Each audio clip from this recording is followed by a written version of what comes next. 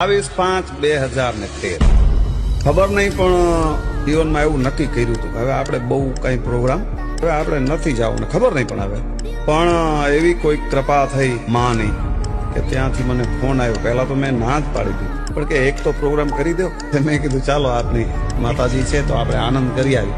અને સાહેબ પછી હું ભગુડા ગયો. એ તારીખ સરવાળે લગભગ 3:30-4 પરોઠની વાત છે. બ્રહ્મુહૂર્ત.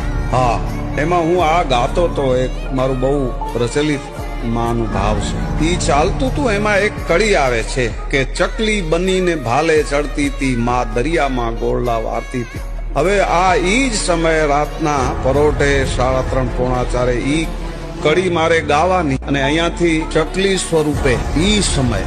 નકર રાત્રે તો સાહેબ પક્ષી ક્યાંથી હોય, લાખો માણસોની મેદની, આમ સાઉન્ડ ના અવાજ થતા હોય, તબલા બેન્જા બધું. પણ ઈ કડી મેં જ્યાં સુધી ગાઈ ત્યાં માતાજી સ્વરૂપે ચકલી સ્વરૂપે અહીંયા સાંભળતા હતા. હા, મને આંસુ આવી ગયા કે આ તો માં જ છે. મારે એવું નક્કી થઈ